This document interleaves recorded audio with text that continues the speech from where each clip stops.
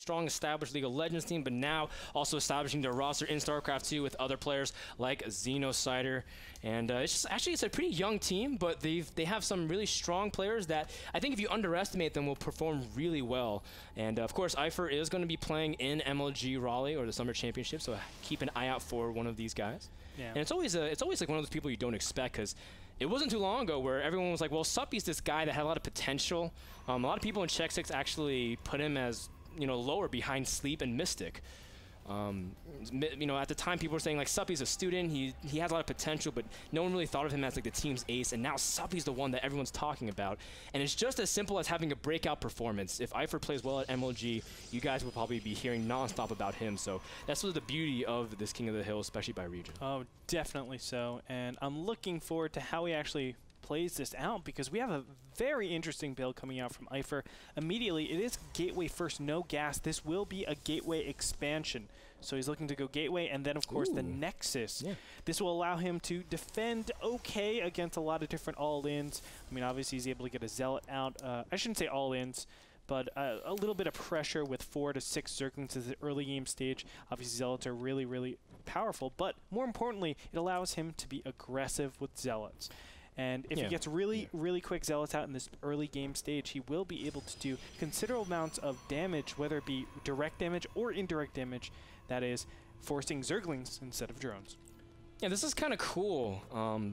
Like a variation of what Oz likes to do. He usually actually goes double gate, and then he goes double Zealots with double Stalkers to really pressure Zerg early on, but also makes him really safe against areas where it's a little bit trickier to forge fast expand, just because of the layout of the map. The ramp for Entomb Valley is pretty wide. It's actually about the same distance of Antigua ramp off your natural, so you have to cover a lot more area, so it's just a little bit trickier. And I like this take on it, because in the end, we've been seeing more Protosses like Naniwal try to experiment with, you know, expanding really quick, but being able to get your tech up that much faster. And it is powerful, don't get me wrong. I mean, a lot of people actually say you need the Forge, you need that +1 to do damage, but people are starting to realize, it's like, well, if I have the right composition, maybe I don't need that +1. Yes, obviously I'm able to do Zealot pressure with +1 and 2-shot Zerglings, but is that absolutely necessary to do damage? And people are saying no, Force Fields are actually the ones that are actually enabling me to do all of this damage. So that's why we see this shift, I think, in the metagame. And I really like what we're seeing. This wall is pretty cool, by the way. Yeah, this wall's cool, but at the same time, does that fully wall off? Yes. Well, no, there's that slit on the top. That's where the Zealot goes. I didn't see that. Yeah. Yikes. But you can see that the probe got picked off there by Suppy, so good job at least hunting that down. For now, you can see that Suppy is pretty much doing a very standard set of builds. He is gassing a little bit earlier, though. He's gassing around the 5-minute mark. But I guess at this point, he's just changing up slightly. Yeah, the reason why you actually see this is because Warp Gate comes up slightly sooner. Yeah. And when Warp Gate comes out that soon, you actually need Metabolic Boost ASAP. So that's why we see that. I wouldn't be surprised if drones are actually pulled off of gas from there. And he just continues making... pumped out units. Yeah, but no, Roach Warren. Ooh, a Roach Warren. Whoa, a lot earlier. 6-minute Roach Warren, in fact. So Suppy really is taking for account the fact that Eifer got up his Cybernetics core that much earlier. But I mean, you can see Warpgate is already almost done, as if it was standard gateway timings. Yeah. And look at this. You can see Eifer is already gearing up to potentially take a fast third base. Whoa. I mean, these Protoss players have been really trying to get this fast third Nexi really quickly. And I mean, he also has the availability to pressure, but he only has 3 gates, which is a little bit unconventional. And Suppy sees this, so he should be prepared. Yes, the Zergling will almost go into range of that one pylon, but the warp gates are, I think, transforming right now as we speak, and he will warp in additional units. There it is, 3 more Zealots. And I'm asking for 1 more second so he can get the warp in. And at this point, Suppy realizes he doesn't have metabolic boost, but he's stalling for time for his Roaches. Yes. That way he can keep pressure off that third base. Yeah, Roaches are really efficient in dealing with Zealots, of course. But, you know, a lot of people actually favor Zerglings in this position just because Zerglings are super fast. They can actually pick off Roaches like that. And if there is some sort of huge commitment, well, you know, Zerglings are able to actually dart in and dart out a lot faster. Roaches can get caught a lot easier. But the Roaches are a hard counter to just Zealots. So I don't mind that for this position. Eifer is going to just back up from here and try to take his third base. But you know what? That's a really tough base to actually capture at this point. He needs a warp-in of Sentries and then a warp-in of Stalkers if he wants to actually, you know, hold this. Not only that, he doesn't have the destructible rocks down, so it's going to be a little bit tricky. Yeah. Oh, he's going to get a couple of these Zells surrounded, but I think Suppy didn't have enough units to really back it off. And, of course, both these players typing flirtatious chat messages to each other, but they really just want to kill each other. The sentries are out of position. He picks off one of them. Oh, he could potentially pick off two or even a third and go for that hat trick. And, yes, he grabs all three of them, and he's going to continue to pressure. And Eifer losing a little bit more than he should, but I think he should still be okay. Oh my gosh, and Eifer was actually attacking his own cybernetics core. He needs this robotics facility desperately, but I don't think he'll be able to get that out in time before these roaches already do so much damage. If he picks off that forge, that'll be actually so huge, picking off the armor. But he's going to get it. He's going to get it, but the Immortal out there should mean that the rest of these roaches are done for. I mean, pretty good crisis management from Eifer, but except for losing those first 3 sentries. That hurts a lot just because those were your initial sentries. Those are the ones supposed to be racking up energy. Those are the ones ensures your security for the long term going into the mid game. And also, I mean, losing +1 armor isn't the worst thing in the world compared to like a weapons upgrade, because especially if you see your opponent going for a roach-based army. I think the calculations is a +2 roach kills a 3/3 stalker in the same amount of hits than like a no-0 armor stalker. So at that point, armor doesn't really matter too much, but again, like that's a lot of investment in time that Eifer could have spent in getting a faster upgrade or even a Twilight Council. For sure. And that really matters. I mean, StarCraft is a game of inches, so these little tiny things will obviously matter as you go down later in the game. But for now, Eifer, he is taking his 3 base economy, 58, 59 probes to 73, so he's right around the corner. Look at this Stargate going down. So he's opting to do Stargate, probably Mothership play directly after this before actually taking up to Twilight Council. Even Twilight Council. You think he's going to go for a quick Mothership? Yeah. Why, what do you think? Well, I mean, because if you go for a quick Mothership at this stage of the game, some players use it for defensive purposes, and then you kind of have blink, control the map, and then master recall if everything gets kind of sticky, kind of the way Heart of Swarm we'll see a lot more play. But I think it's more of incorporation of things like Phoenixes or Void Rays. You're absolutely right. Yeah, because I think if you sense that they're going Infestors, more Protosses are using as disablers to really control, bait Fungals out, as long as you can pretty much avoid getting clumped. Sure. Very interesting.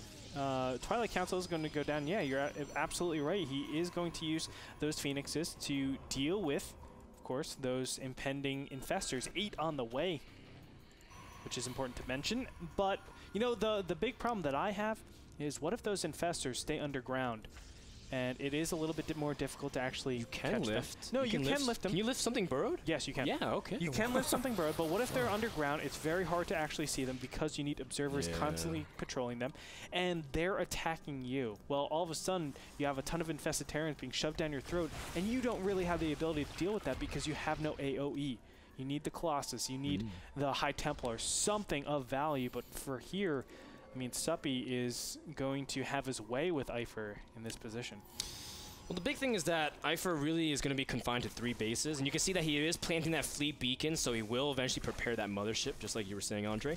But at the same time, I actually kind of like Eifer's position right now. He's attacking this bottom center and just trying to see if he can threaten, any kind of drone count or at least get a gauge of how his opponent is. But he also has a War Prism out already, so he can continue to threat different positions, force Suppy to protect his tech. And you can see that War Prisms have become more and more used in this matchup, which I really like, especially in late game scenarios, Andre. Oh, they're beautiful. I mean, I really think War Prism Harass is the way you actually deal with any of the races late game. You have to really stretch your opponent across and make sure you're not just going full out army 200-200 against 200-200. Make it so that it's partitioned because remember, Protoss units are actually pretty efficient in small numbers. So if you can force that, you're actually in a great position. War Prism has been planted over here in the bottom right hand position, just waiting for his moment. But in the meantime, those 4 Phoenixes. You're absolutely right. The 4 Phoenixes just out and about, and they're not meant to do any damage just for the main battle. And the Scout. Disable. Yeah, that's Scout, true. get expansion timings. He can probably poke in to see when Hive is coming in as well, but he already sees that with his Observer. And he's actually opting for no Hive timing. So at this point, he's going to fall back. But, I mean, expectedly so as well. And this is kind of cool because he's doing like an interesting take on no Colossus PVZ, where he's really just trying to sit back and gain his advantages and make sure that he's unbreakable from any point but at the same time, he's giving Suppy all the time in the world to prepare everything. War Prism will go down. Nicely done by Suppy. And from here, oh, another War Prism actually on the left-hand side. This is a High Templar drop. Ooh, kind of cool. This is pretty cool. Oh, and he's trying to divert the attention away from it with his Phoenixes, trying to lead the army on, but you can see that Eifer's going to drop here. The Corruptors discover it, though. Oh, gosh. And these Corruptors, okay, the High Templars are going to drop. He gets a couple of drones. He got a couple of drones, and now the Zerg's able to deal with everything. So what potentially could have been sexy turned out to be kind of a flop, like so many of my blind dates, man. Don't go on blind dates. Seriously, I'm never going on a blind date ever again. Gosh, especially the one there's a website discovered called seacaptaindate.com where you can have a date led by a sea captain on like a beautiful yacht by the sunset. That is actually pretty cool. I'm not gonna lie, that's actually pretty cool. Do that again. But wait, it's a forced blind date? Yeah. No. You just say like I'm a man interested in whatever you're interested in. Oh. Yeah, there's actually an option for pirates, I think, as well. But you can see, Eifer also continuing to use these Phoenixes like pirates, just continue roaming on the map. And he's also sprinkling in some Void Rays for some late game DPS. Because, I mean, Void Rays, especially with such a strong ground-based army and Broodlords, is not necessarily bad if you can protect them. Yes. Now, I like this play. This is a Stargate switch over. He should actually, I mean, the correct thing, as I've seen Axlav and a couple of North American players do it, is that you actually get like 4 Stargates, High Templars, and you actually rely on the High Templars a lot to defend against everything. Mothership is going to pop out here. What are you seeing? What are you seeing? I see an upgrade, Andre, in the production tab for Protoss, and I see another unit in production as well. It's a carrier. Carrier. Yeah, carrier Void Ray is actually really good endgame. It's getting more popular too. Yes. And it's very difficult for Zergs a lot of times to actually deal with this. You just have this constant harass of Zealots. You trade Zealots. And what you're effectively doing is actually trading time. Zealots for time. So you're saying, okay, well, let's try to deny the development of Zerg as much as possible, stop the gas count, and meanwhile, obviously, build on your units. Yeah. And from there, you're actually able to keep up with Zerg at that end game stage and have those, I guess, those mothership units, or those awesome units. Andre! Oh my god, please feedback something! 4 Infestors drop just like that for 4 High Templars. And in those situations, I think the Infestors are worth much more because those High Templars were just fresh. Storm is not that great anyways against Suppy's composition, so that stings because that represents a lot of time. And Suppy's played very well in terms of managing his economy, but now the gig is up. He sees the Void Rays, he sees a Mothership, and he's going to pretty much suspect, there's only one thing that can kill me at this point, and that is a massive Vortex. Yep, trading out of Sentries is correct in this position. Sentries are actually pretty useless, and you want to just build on your air. Eifer is going to harass in the mid-left yet again with a dead Warp Prism now. And it looks like those Phoenixes are out and about as well. It's important to note that Eifer, I mean, what he's going to do is just build on this army. He will eventually trade out probes as well, just to make it so that he's super cost efficient. He doesn't have to worry about anything, and he just keeps trading Zealots out, Zealots out, Zealots out, and just whittling down his Protoss opponent. Yeah, I wouldn't mind keeping the Sentries a little bit for hallucination as well. Some Protosses also incorporate that. You know, if you sprinkle in a couple of Colossus hallucinations, it's good enough to make the Corruptors at least target something else after the Mothership. Because you really, I mean, Corruptors actually completely devastate carriers in the current state of the game just because of the way corruption and the massive bonus. But we'll see how this actually pans out. A lot of Korean Protoss are trying to sprinkle in just a few carriers, but eventually transition to mass carrier Void Ray with some Archon support. We'll see how everything pans out. Now, one thing to note is that Suppy does have a Neural Parasite, but he's losing a couple of Infestors here and there to these Immortals, which have done a pretty good job. Yes, and needs to be careful because one Vortex could actually mess up a lot of this. It looks like he is going for that Vortex. Will he get it down? Yes, he gets a huge one down directly on top of all of those Corruptors. And it looks like the Broodlords just do not have any anti-air.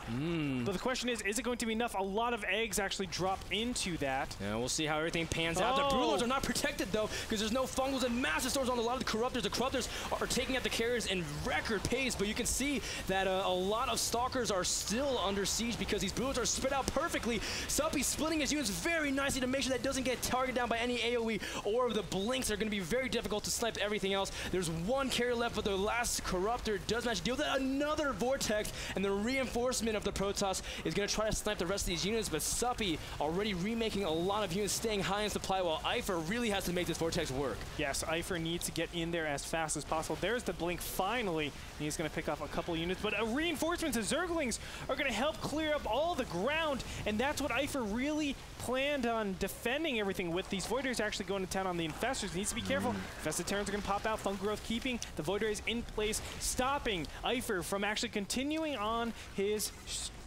air streak. Yeah. Can't do anything more. And oh, big storm! Yeah, big storm to prevent a lot of Zerglings, even more storms to really whittle down the rest of the Zerglings to just a handful that are already weak.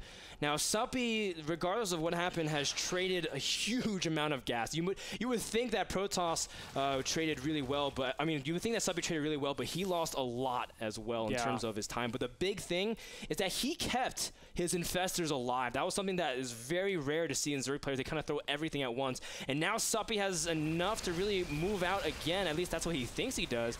I mean, Suppy's committing a lot of his supply, but I'm not sure exactly how this will pan out. You don't usually see Infestor Corruptor attack directly into a Protoss base, but Eifer doesn't have much units as well. Reinforcement Zerglings are surrounding every single unit, and this is a very unconventional battle, but Suppy is breaking the side of Protoss, and the fact is, Eifer has to use a lot of his gas resources, not to remake powerful units, but to remake Stalkers, which is not what he needs at this point. Yeah, and that's the problem. If he was able to take out all those Infestors, which are so important to keep alive, as you were saying, Frodan, then he would have been able to switch over to gateway units very efficiently. Obviously, just swarm over his opponent, retake map control, make it hard for Broodlords to get back into position.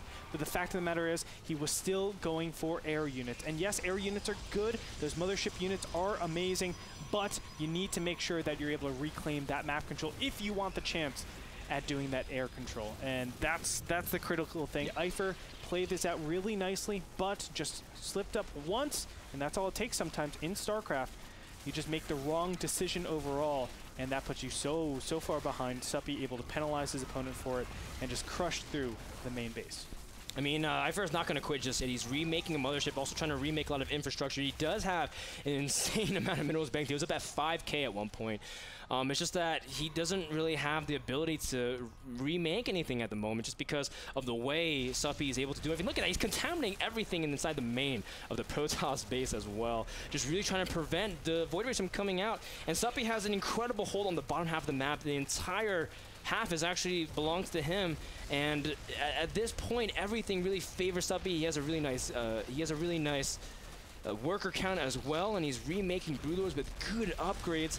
This is just really tough, and Eifer, if he really wants to come back in the situation, needs just production, but he's only gotten a few gates at this point. Yeah, and I don't think this is going to be enough. I think well, Suppy can still lose this. Don't get me wrong. I mean, all it takes is like a bad engagement and you lose everything. But here it is. High Templars could definitely do a lot of damage, but they don't have Storm. So unfortunate.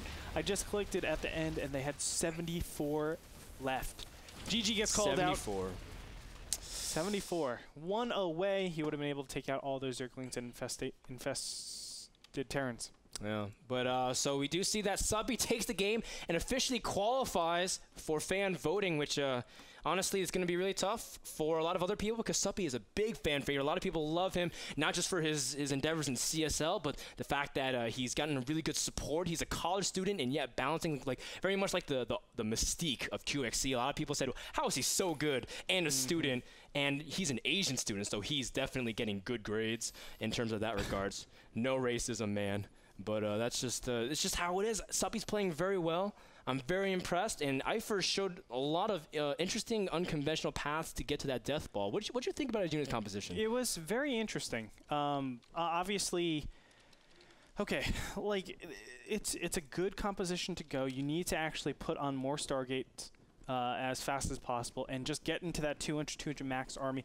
You also need to accompany yourself with like cannons and stuff. I felt like there were a lot of different things where he just didn't play defensive enough because you have to know that's your most vulnerable time working up to that 200 composition. But just like I guess Terran mech or even battle cruisers, it's like a light switch. As soon as you get that mass, It's the most cost-efficient army ever. It's really tough to confront it, but getting to that point is really difficult, and that's what a lot of Protoss players are in the middle figuring out. And a bigger question is, will anyone be able to figure out Suppy at the moment? We'll find out, because our next opponent is Everrise. It's going to be a TVZ, and we'll find out what happens after a quick commercial break. Don't go anywhere. More action from our Gauntlet. Game number 8 coming up next.